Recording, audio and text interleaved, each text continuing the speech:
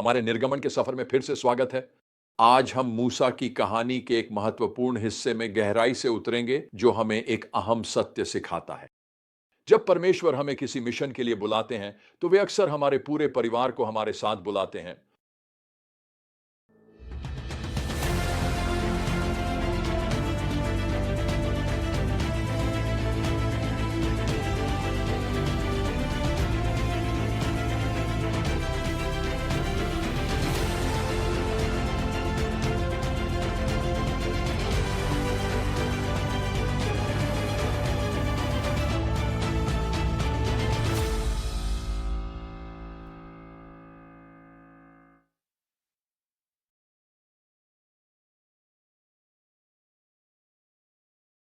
आइए निर्गमन 4:18 से आगे बढ़ते हैं। मूसा की अभी अभी जलती हुई झाड़ी में परमेश्वर से एक अद्भुत मुलाकात हुई है। उन्हें एक स्मरणार्थ कार्य सौंपा गया है, इसराइलियों को मिस्र की गुलामी से बाहर निकालना। लेकिन ध्यान दें कि वह आगे क्या करता है। फिर मूसा अपने ससुर यत्रो के पास वापस गया और उससे कहा, मुझे अपने लोगों के पास मिस्र लौटने दीजिए ताकि मैं जान सकूं कि उनमें से कोई जीवित हैं या नहीं। अब ये एक छोटा सा विवरण लग सकता है, लेकिन वास्तव में यह बहुत महत्वपूर्ण है। मूसा बस अकेले ही नहीं निकल पड़ता।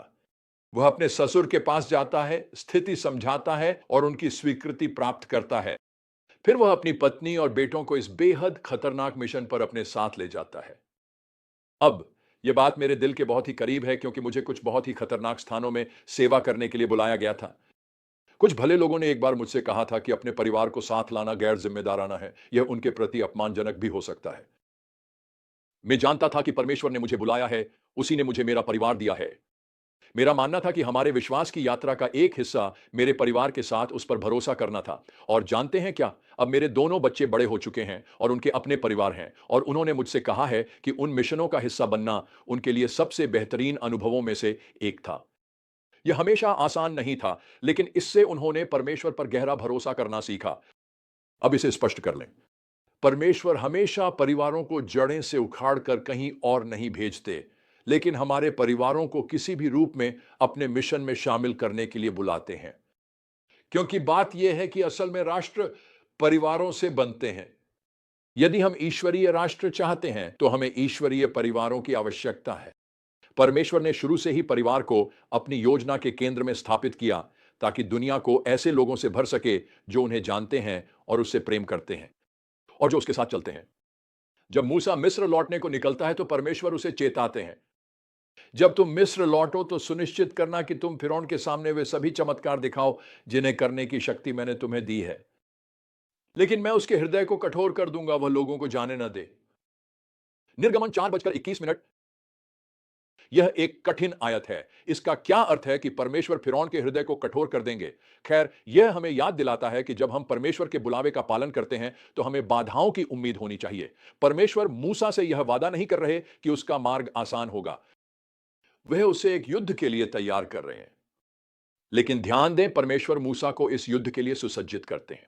वह उसे चमत्कारी चिन्ह देता है जो वह दिखा सकता है। वह यहां तक कि मूसा का प्रवक्ता बनने के लिए हारून को भी भेजता है।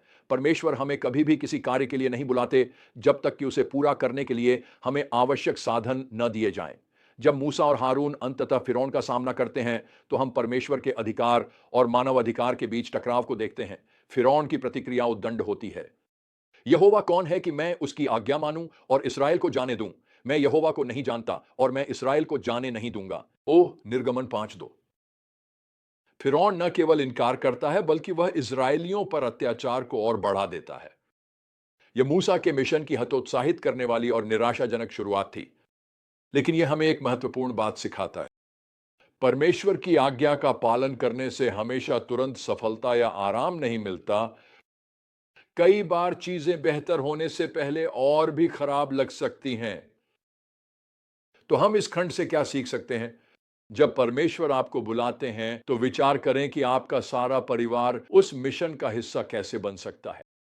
इसका मतलब यह नहीं कि आपको विदेश जाना होगा, बल्कि यह है कि हो सकता है कि आप उन्हें किसी तरह से अपनी सेवकाई या सेवा में शामिल करें। दूसरी बात, परमेश्वर की इच्छा का पालन करते समय बाधाओं की अपेक्षा करें। जब परिस्थितियां कठिन हो तो आश्चर्यचकित या निराश न हो। परमेश्वर ने मूसा को फिरौन के कठोर हृदय के बारे में पहले ही चेतावनी दी था। वह अक्सर हमें भी चुनौतियों के लिए तैयार करता है। परमेश्वर जिन्हें बुलाते हैं उन्हें योग्य भी बनाते हैं। जिस प्रकार परमेश्वर ने मूसा को चमत्कारी चिन्ह दिए और हारून को सहायक दिया, वैसे ही वह आपके जीवन में अपनी बुलाहट को पूरा करने के लिए आवश्यक चीज देगा। चौथी बात, विपरीत परिस्थितियों में धैर्य बनाए रखें। मूसा और हारून का फिरौन के साथ पहला प्रयास असफल रहा, लेकिन उन्होंने हार नहीं मानी। जब हमें असफलताएं दिखने लगे तो हमें भी हार नहीं माननी चाहिए।